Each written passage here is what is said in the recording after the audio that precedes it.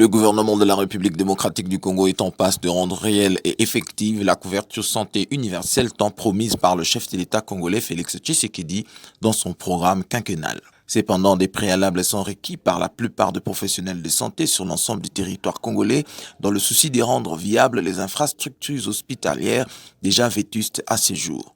Les problèmes liés à la formation et à la qualité du personnel médical dans différentes formations de la place ont aussi été évoqués par le Dr Mankoy Jean-Robert, secrétaire général honoraire du syndicat national des médecins interrogé à cet effet. La couverture santé universitaire, c'est un concept qui a pour objet que tous les personnes malades d'une république reçoivent les traitements apparemment gratuitement.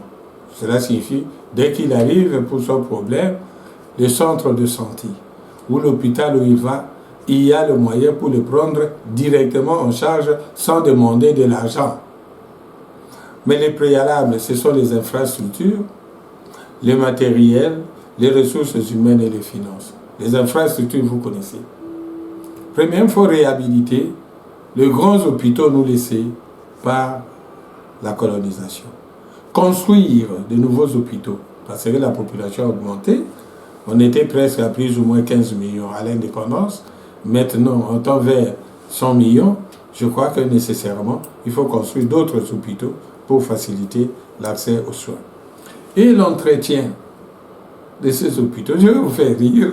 Quand je suis venu à Mamayemo, j'avais trouvé que l'hôpital Mamayemo, la plupart des bureaux avaient des conditionnements d'air.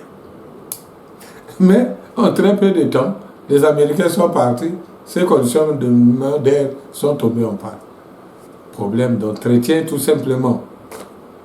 Pour le docteur Mankoy, une réhabilitation des équipements, l'approvisionnement en intra, la qualité des services et la rémunération des agents médicaux pourra stopper l'hémorragie dans ce secteur sans recourir à des interventions de politique sur cette question de santé publique. Donc les conditions de travail ne sont pas bonnes. Si on arrange les conditions de travail, ça donnera aux responsables, depuis le chef de service jusqu'au médecin directeur, de contrôler et de compter ses agents. Comme ça, vous allez avoir les personnels conscients, les personnels aptes, parce que je dirais celui-là n'est pas apte, et celui-ci mérite un recyclage. Parce qu'on doit le faire. Au stade où nous nous trouvons, les gouvernements de la République, depuis, ils misent sur la quantité. Donc, ils fabriquent les personnels de santé en quantité sans tenir compte des disponibilités. Sans tenir aussi compte de la qualité. De la qualité. Et ce qui fait que vous avez du mal. Mais si on arrangeait tout ça et que l'autorité hiérarchique ait même mise sur ça, beaucoup de gens vont s'améliorer.